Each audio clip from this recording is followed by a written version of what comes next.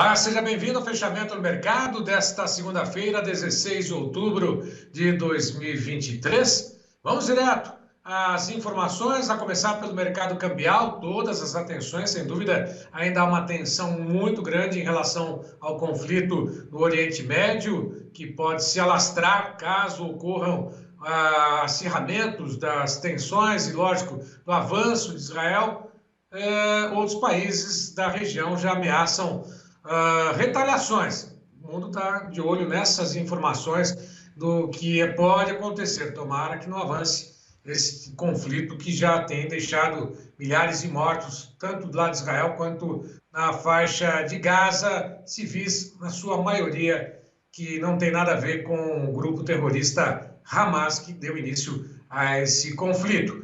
O dólar hoje oscilou bastante, mas fecha as negociações de hoje em queda, caminhando para os R$5, a R$5 mais 3,95. Queda, portanto, para a moeda norte-americana. O dólar perdeu valor também diante de outras moedas. O real se valorizou 0,82%, repetindo R$5 mais 3 centavos e 99. O índice Bovespa subiu também, negociações em alta hoje, aos 116.470 pontos, 0,62 de alta. Quanto ao mercado internacional, as negociações com a soja oscilaram em uma volatilidade muito grande hoje. Daqui a pouquinho tem um relatório que nós vamos transmitir também aqui para o clube de assinantes do TID, o relatório do USDA, na reta final da safra lá dos Estados Unidos. A soja hoje aos $12,87, no vencimento mais curto subiu 0,53%, enquanto demais commodities mudaram de posição, estavam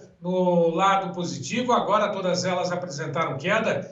O milho negociado a $4,89,73 na Bolsa de Chicago recuou 0,71%, aliás, $4,89,75, o trigo negociado a $5,78,10, uma queda de 0,33%. Café negociado em Nova York em queda, a 154,13, 0,50 de queda. O açúcar a 26,99, caiu 0,15%. O algodão a 85,12, teve uma queda de 1,09%. O petróleo WTI está aí a $85,29, 85,28 agora, queda de 1,28%. Petróleo Brent em Londres recuou 1,29% aos $89,72. Petróleo cai em Londres, cai na Bolsa de Nova York. O ouro a $1.931,25 por onça Troy, recua 0,53%. Vamos à soja. Todos os vencimentos com alta na Bolsa de Chicago. O fechamento hoje no positivo, novembro, $12,86,25. Subiu 6 cents por bushel. Janeiro, $13 mais 5,75, alta de 5,75. Março, $13,18,75, 6 cents de alta. O maio, a $13,31,75, teve uma alta de 5,75 cents por bushel. A soja na B3, referência a novembro, $28,34, Porto de Paranaguá, alta de 0,46%. Vamos ao milho. Milho base, aliás, milho Chicago antes, né? Daqui a pouquinho base Campinas, $4,90 dezembro, $5 mais 5 março, maio a $5,12,75, o julho a $5,18,25, 3 cents e meio de queda para o milho na Bolsa de Chicago. Vamos também acompanhar o milho base Campinas, recuou todas as posições, R$ 61,83 o vencimento de novembro, 0,51 de queda. Janeiro, R$ 65,69, 0,41 de queda. O março a R$ 69,00 mais 3 centavos, caiu 0,52%. O maio, R$ 67,90, queda de 0,15%. A base milho da B3, base Campinas, está aí, queda. Tem também o trigo negociado na Bolsa de Chicago, todas as posições em queda. Dezembro, $5,77,25, 2 cents e meio de queda. O março a $6 mais 4,50, queda de 1,75. Maio, $6,20,75, 1,75 de queda. O julho a $6,34 2,75, queda de 2 cents por bushel.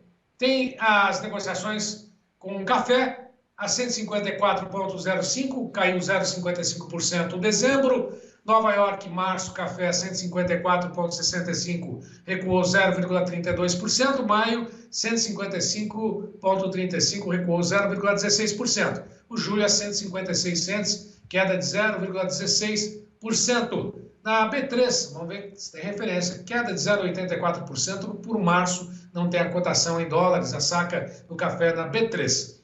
Bom, falamos sobre mercado de café, mercado tanto de Nova York quanto mercado de Chicago. Agora nós vamos falar sobre o mercado do boi gordo, as notícias da pecuária. Vamos lá, Gleidson.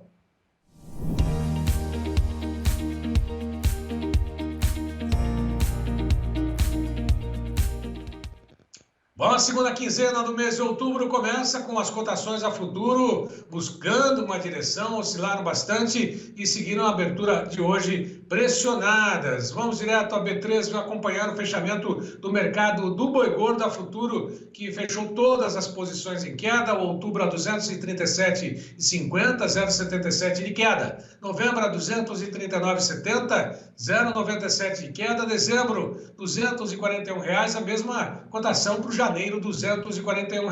Coincide tanto a cotação do janeiro e dezembro, quanto o percentual de queda de 0,41%. O mercado físico, a apuração feita pela Scott Consultoria, 7 de 32 praças apresentaram a variação positiva, demais estabilidade. Aí está o boi comum, referência no mercado, já descontado fundo rural, R$ 229 em Barretos, R$ 231,50 no aprazo, 229 à vista. Triângulo Mineiro, 224 à vista, 226,50 no prazo. Goiás ao Sul, 219,50 à vista, 221,50 no aprazo. Campo Grande, 229 à vista, 231,50 no aprazo.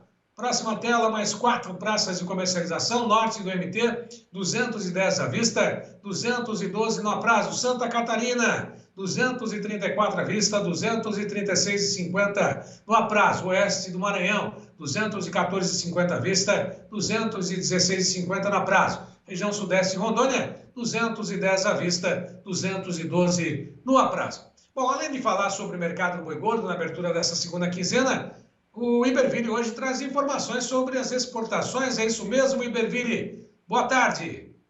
Olá, Braga, olá a todos.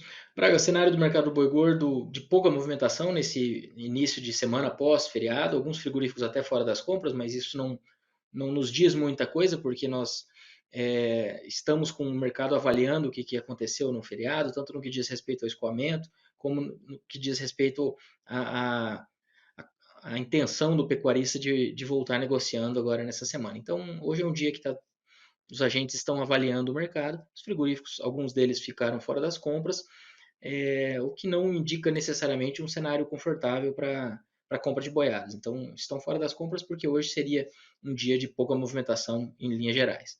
Claro que um frigorífico ou outro está um pouco mais confortável, mas a gente não está falando de um mercado que se tornou ofertado frente ao que nós vínhamos observando.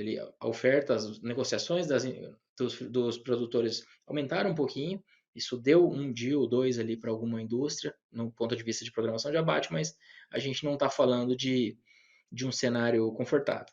Então, seguimos aí acompanhando, vamos ver como que essa semana começa efetivamente a partir de amanhã, e do lado da oferta principalmente. Do lado da demanda, a tendência é que seja uma demanda um pouco mais calma no mercado doméstico, que a gente está entrando na segunda quinzena, então esse é um ponto que já era esperado. Vamos observar como que a oferta se comporta, lembrando que nós estamos num momento de saída de um gado que viu um cenário muito pouco atrativo lá atrás. Então, do ponto de vista de preços, então vamos acompanhar se efetivamente a gente vai ter um volume relevante de gado a ponto de pressionar as cotações. Sazonalmente, outubro e novembro são meses de maior volume de gado. Cabe essa ressalva que a gente não está falando que a oferta vai sumir nesses próximos, ou vai se manter extremamente escassa nesses próximos meses. Mas, frente ao que viria para o coxo, na nossa visão, deve ter havido uma quebra dessa expectativa inicial de confinamento. Isso pode ajudar o mercado a trabalhar mais sustentado aí nos próximos meses.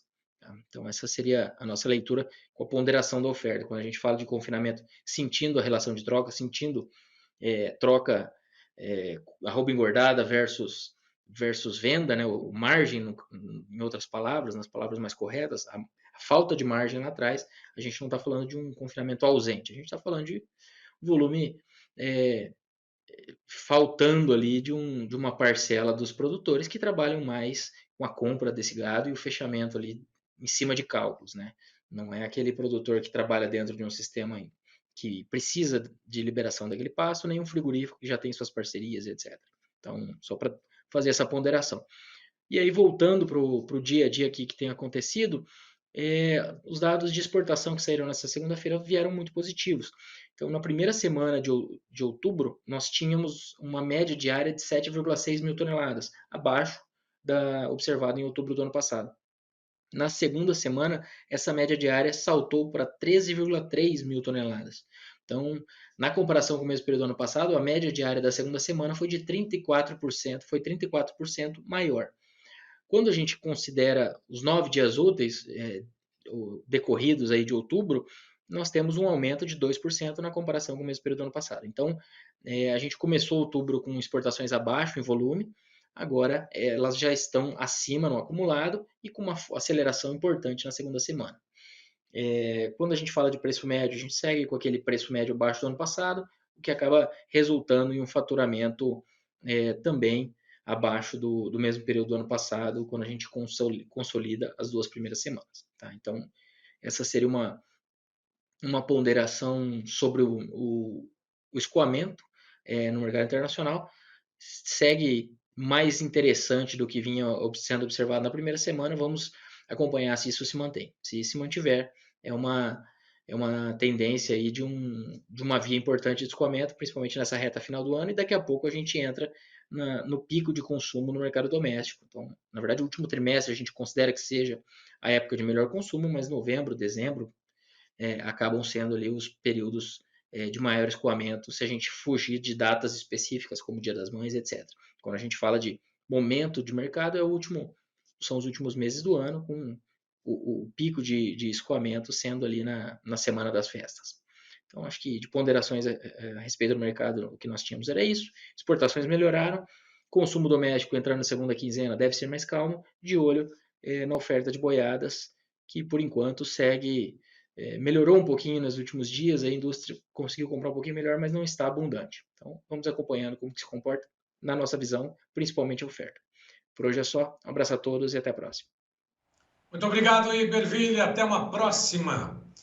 Bom, uma última informação. Nós estamos acompanhando aqui uma reunião que está acontecendo na Assembleia Legislativa lá em Rondônia sobre a possibilidade do aumento da taxação sobre a produção do Estado. Na verdade, uma reunião que acontece nesse momento na Assembleia Legislativa, reúne 30 entidades, lideranças do comércio, indústria, agricultura, que pedem o cancelamento e a revogação do projeto de aumento do ICMS lá no Estado para 21%.